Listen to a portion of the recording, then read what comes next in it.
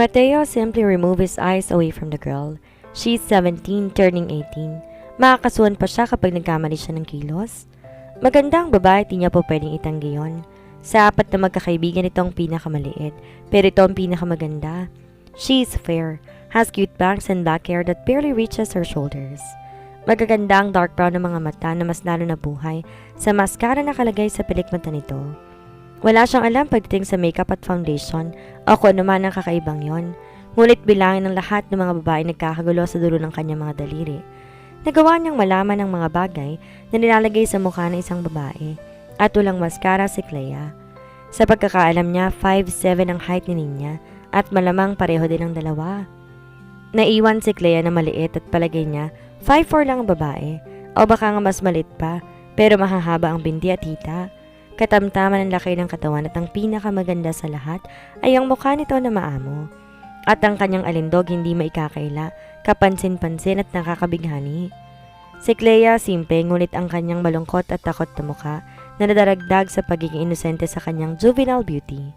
Yun ang aalisin ni Mateo. Ang takot na nakikita niya sa mga mata ni Clea na kahit pa itanggi ay sumisilip at nakapirmi sa mga mata nito. There's nothing to be frightened of. He'll read about her parents' case and he must stay in focus. Hindi ni Mateo in-expect na tatamaan siya sa physical characteristics nito, but he must keep his stance and must keep on gathering his self-control. He is a bad boy, but the girl is off to his limits. Kaibigan ng pamangkin niyang dalagita at di niya dapat isali sa mga babaeng pinararausan niya kahit na gaano pa ito kaganda. He must be professional enough and for demon's sake, he's too old to taste the girl. Karina nang sunduin niya ang dalawang kaibigan ni Ninya ay ang tinatawag ni Lilang napansin niya at pasimple niyang sinilyap-silyapan hanggang makarating sila sa PNP. Lyra has a beauty made only for beauty queen, but when he saw Clea through the exit glass door of the building while he was talking with Attorney Villena, he was bedazed. Totoong iba-iba talaga ang ganda ng mga babae. He was more interested on Clea, simple but really fascinating. She has that weak personality but tries to remain strong despite the negative charges on her face. Malamang kung 25 ng babae, siguradong nasa iisang kama sila matutulog mamaya. Hindi naman kasi siya mahilig sa mga virgin at minor. Ayaw niya sa walang alam at hindi kaya masuklian lahat ng kaya niyang gawin pagdating sa make love. He is like a caveman, hungry for thrill and exploration. He wants passionate women and not crybabies, so Clea is not for his satisfaction. Purong trabaho lang ang magagawa niya talaga at tinahigit pa ron kahit na gandang-ganda pa siya rito. He shifts his position while standing beside his blue Lamborghini Verano and glances at his wristwatch. Kaagad nalukot ang mukha niya na parang papel nang ma-realize niyang halos 45 minutos na pala siya na naghihintay sa mga dalagitang yon. Naibuga ni Mateo ang usok at tinithit na sigarilyo. What's taking those women so long? Nagbungguan ng mga kilay na tanong niya sa abogado na nakatayo rin naman sa may tabi ng sasakyan nito. Agaton chuckled in reply. When those naughty women stick together, I always get late meeting my other clients. When those girls say 7 a.m., it's usually 8 a.m. Nakangiti pang paliwanag ng lalaki na sinundan ng pag-iling. He follows. And you always let them eat your supposed to be time frame? Hindi po pwede sa akin yun, Attorney Villena. Umiling na sagot ni Mateo. Mahigpit siya sa oras at kapag sinabi niyang alas 7, dapat menos 5 para alas 7 na kanda ng taong kakausapin niya. Well, they are childish. Lieutenant General Bustamante, and as long as my hearings are not affected, wala namang problema. Kibit balikat noon na hindi niya nakuha. Alam ni Mateo na hindi lang basta kliyente ang tingin ng lalaki kay Clea. Lalaki siya at alam niya kung paano umatake ang kapwa niya lalaki rin. Binabantay ng abogadong dalaga para sa pansariling interes. Though he can see that the lawyer is a professional one, they can still fully trust his intentions. Malaki ang nagagawang epekto ng pagnanasa at pagkagusto ng isang lalaki sa isang babae. Kadalasan nauuwi yon sa hindi maganda at kapag desperado ng lalaki, lalo pa kung di naman gusto ng babae, most cases ended up in rape and murders. Kung ang selos nakamamatay, paano pa kung ang pagkabuhaning sa isang tao na para lang gumagamit ng droga? It's hard to quell some worldly cravings which are so uncontrollable, too, especially to some men who were mentally ill. Sa akin may problema, Attorney Villena. I must be frank with you. I don't like childish women and those who exhaust up a lot of my time. My time is precious and there's no way I will tolerate this. Pardon me. He tossed the cigarette and left agaton. Bago naman kasi naghihintay pa ng Pasko ang mga magbabarkada na yon, kaya kailangan ng sunduin. Walang lingon-lingon, naglakad si Mateo papasok sa main building kung saan nakadetain ng mga state witnesses sa iba't ibang kaso sa nasa ilalim ng custody ng mga polis. Dumiretso siya sa may pasilyo at malayo pa siya irinig na niya ang hagikikan ng mga kabataang babae sa may gawing dulo. Mag-aaway sila malamang ni Miss Mendez kapag palagi nilagang makaupad at parang wala sa sarili ang mga kinikilos. He understands that it's normal for a girl to act so impulsive and undecided, but not all the time. Kailangan niyang turuan yon kung paano maging mature na totoo at hindi yung acting mature lang. Nang marating niyang dulo ng pasilyo, huling-huli ni Mateo na nagaharutan pa ang apat at kulang na lang maghabulan na para mga bata. His brows automatically tied in a knot as he grabbed the bag which Clea was handling. Hindi pa siya nakontento. Pinukol pa niya ng dalaga na masamang tingin. I am not a teacher, and I don't have much patience in waiting, Miss Mendez. Kung gusto mo magkasundo tayo, bibilisan niyo ang mga kilos ninyo. Aniya sabay talikod at saka walang paalam na naglakad papalayo habang bitbit ang bag ng dalaga. 45 minutes is quite a long time. Kahit na 1 minuto mahalaga sa kanya at yun ang di alam ng mga taong nakapaligid sa kanya. If a bomber will have to drop a missile, he must not waste any second for a single second can lead to death. Wala si Mateong narinig na kung anuman, kaya't nagtuloy-tuloy na siya sa paglalakad at di man lang tinapunan ng tingin ang mga dalaga sa kanyang likuran. Clea blinks. Ano raw? Pare-pareha silang natigilan at para na engkanto dahil sa inasal ng tiyuhin ni Ninya. Nakanganga sila at walang maapuhap na salita. Sa inakto ni Lieutenant General, kumpirmado na talaga ni Clea na napasungit nito. Agawin ba naman ang walang paalam ang bag niya at pagsalitan pa siya sa harap ng mga kaibigan niya? Ganun lang? Aba, at pahiyang-pahiya siya, pero dapat kontrolin niya ang sarili. Hindi po pwedeng patulan niya ang matandang militar dahil yun na lang kaya sa isang pag-asa niya para hindi siya maburo sa building na kinatatayuan niya sa mga oras na yon. I am so sorry, girls. I failed to inform you that Tito Mateo is some kind of a, let's say, strict? Napapangiwing sabi ni Ninya, saka ito nagkibit balikat. Kaagad na naarkohan niya ng kilay ang kaibigan.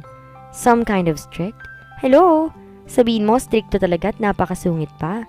Salo naman kaagad ni Clea na kinakamot ng ulo ni Ninya. Pinagsabihan ko na lang. Nanulis ang labi na sabi ng dalaga. Ilang taon na ba si Tito Mateo at para namang matandang binata na siya kung umasta? Curious na tanong ni Debbie, sa kanon hinabol ng tingin ng binatang papalayo. Napahabol din ang tingin si Clea. She looks him up and down. The man is walking with great confidence and quick movements, colossal steps. He's quite huge but she notices that he's attentive and quite speedy. Pinitik lang kamay niya kanina, hawak na kagad doon ang kanyang maliit na traveling bag. Bawing-bawing naman sa talas ng bibig ang taglay na kagapuhan at kamatsohan. He is too arrogant to be true. She never met such cocky guy. Kung si Attorney Villena ubod ng lambing magsalita at napakabait, ang security guard naman niya napakatalas ng dila, parang double-bladed sword at napakatigas magsalita. Baka naman mas lalo siyang masiraan ng ulo kung yun palagi yung ugaling ipapakita sa kanya ng tiyuhin ni Ninya. 3 taon na si Clea ang namuhay na mag-isa. Kinayang lahat. Hindi yata siya papayag na may lalaking magmamando sa kanya kung paano dapat na maging kilos niya. Yes, his professional fee may be for free but it doesn't mean he cannot talk to her so maddeningly rude. Hindi naman siya utusan sa isang trainee sa military para mandohan para sa isang private soldier na sasabak sa gera ng mga ulikba. Baka kapag hindi siya makatiis, papatulan niyang matanda. 34 na sa Tito. 3 months na lang 35 na siya. Pasensyahan niyo na pero talagang stricto yun eh. Kahit nga si Mommy Lola hindi yun kaya eh. Narinig ni Clea ang paliwanag ni Ninya. Tara na, baka mamaya gumamit pa yun ng megaphone kapag hindi tayo sumunod kaagad. Aniya sabay hila sa mga kaibigan. Nilaki nila mga paghakbang para maubutan ng binata pero talagang mabilis yun maglakad at nasa may kotse na nang abutan nila. Napanganga pa si Clea nang mapansin niya na kumikinang ang asul na kotse nito sa sinag ng araw. She has never seen such car before and it also shows how braggy he is. Wala kasing angas ang kotse nito na pakiramdam niya. Lilipad kung pinatakbo ng matulin. Kotse ng tito mo? Pasimpleng siko niya at bulong kay Nina nang matigilan sila sa may pinaka-main entrance ng building. Yes, his Lamborghini Veneno. He bought it last month. Uuwi pala siya kaya bumili siya ng bagong kotse. Mas mahal pa yata yun sa buhay ko eh. 4.6 million ang bili niya, sabi ni Lola, in dollars pa. Bulong din sa kanya ni Nina. Sabay-sabay na nanlaki ang mata nila ni Debbie at Lyra. Aside from being a member of the Philippine Air Force, he became a Royal Navy too. I think 5 years din siya sa Britain. Bata pa ako nun kaya hindi ko na matandaan. Umuwi lang siya para Pilipinas na naman daw makinabang sa kanya. And aside from being a Navy too, may negosyo siya. Imagine kumpanya na pagsasabay. Lahat ng iyon and consistent ang profit ng kumpanya na pamana sa kanya ni Lolo. Masungit lang siya kasi feeling ko hindi siya napatawad ni Lolo nung tinilikuran niya negosyo para ipagpalit sa pagiging isang sundalo. You know, bitter people usually carry it all throughout the way, not unless may dumating na isang makapagpapasaya sa kanya. Mahabang kwento ni Nina sa kanila. Clea is just staring at Mateo. Aburido ang mukha ng binata at patingin-tingin sa kanila matapos isalya ang bag niya sa compartment ng sasakyan. Stop talking about me. I am warning you, Nina. Hindi ako artista na pwede ninyong pag-usapan ng buhay. Mas sungit na sabi ng binata na kagad nagpakilos sa kanila. Ano ba yun? Marunong din bumasa ng isip? Nang buksan ito ang pinto sa backseat at sa passenger seat, napahiwalay kagad siya ng daan sa tatlo. Dito ako sasakay kay Attorney Agaton. She suggested but Mateo glared at her. The muzzle moved, making her swallow. Para naman siyang papatayin sa tidig ni Lieutenant General. Baka naman mas dapat pa siyang matakot dito, sa halip na mas matakot siya sa dalawang sanggano na nakalaya mula sa kulungan. Aba, sa laking tao ni Lieutenant General Bustamante, parang kaya siyang petikin ito papunta ng Madagascar at isama sa mga tabatsingtsing na hippopotamus.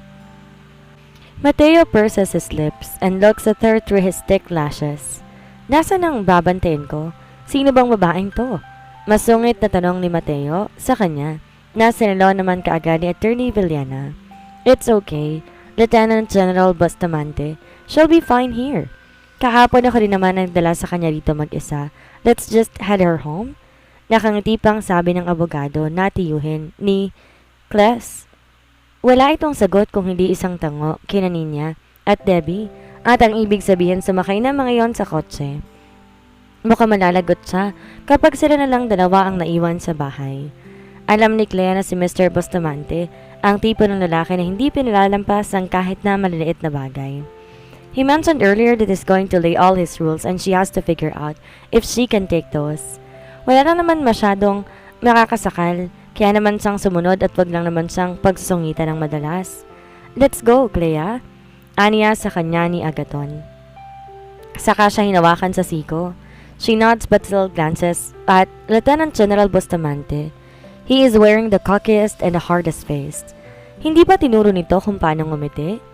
Wala namang bayad at libre naman yon sa mundo pero bakit parang mamahalin na sobra ang ngiti ng lalaki? I will follow your car, Attorney Villena. Yan lang sinabi ni Mateo sa binatang abogado at nag-iwan na isang saludo. Agaton beams beautifully and salutes in return. Then he attempts opening the car's door for her but she refuses. Thank you, Attorney, but I can manage. Ani roon na tumango naman pero halatang pilit. I'm sorry for keeping you waiting for too long. No harm, Clea. Wala naman akong hearing ngayon. Umiti ulit yon sa kanya at sa kanilahad ng kamay para pumasok na siya sa sasakyan.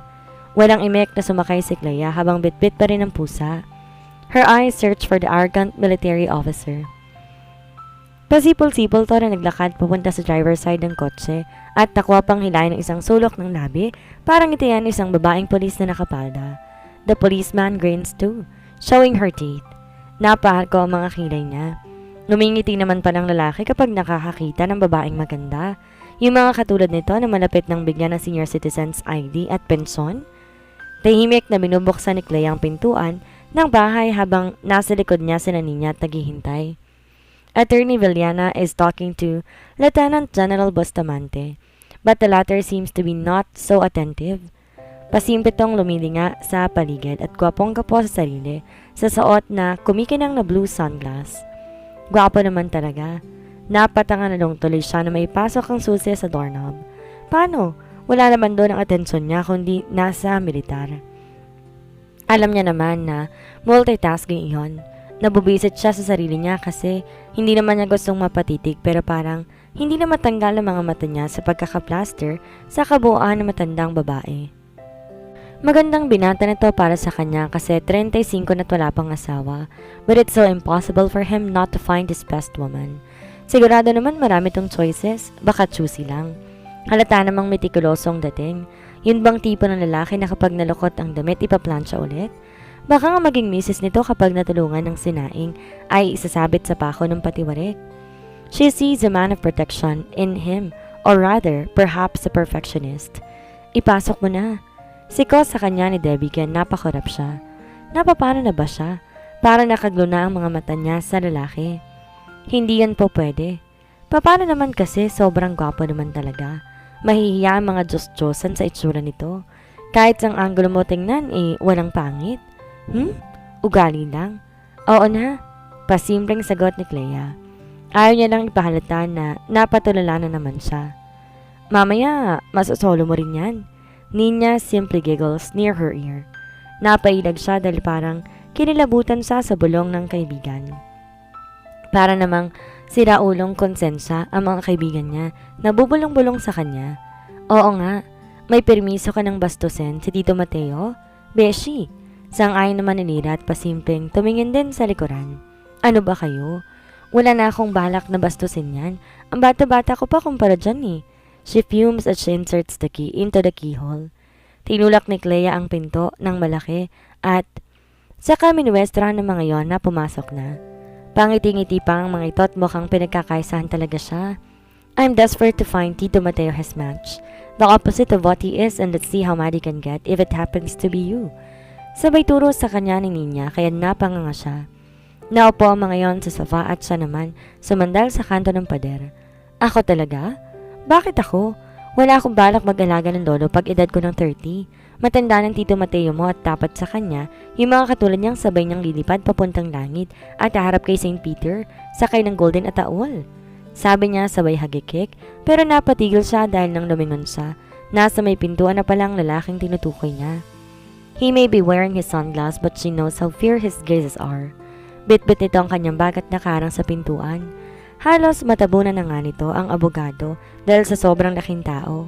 Kita rin ni Clea kung paano nagpigil ng tawa si Attorney Agaton kaya't parang lalong umigting ang mga panga ni Mateo. She nibbles her inner lower lip and hides her giggles. Kung ano-ano na tuloy ang lumalabas sa bibig niya. May nalalaman pa siyang golden ataol. Clea? Agaton cleared her and so immediately tilted her head. Mauna na rin ako. May tatapusin pa ako sa opisina. If you need me, call me. I'll come back if I hear any progress about our appeal. Tumango si Clea sa lalaki at kiming ngumiti. Somehow she's happy finding a man like Attorney Villana. He is young but he knows how to be legally decent about his chosen job. He is a man of honor and never cares for money. He can just ignore her but here's the man, supporting her and protecting her all the way.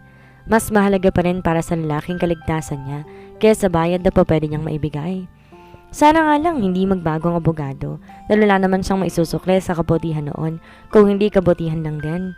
Thank you, attorney. I will pay you when I already find a job, she sincerely said, lowering her head a bit but the lawyer shakes his head gently. Don't mind it. I'm willing to help.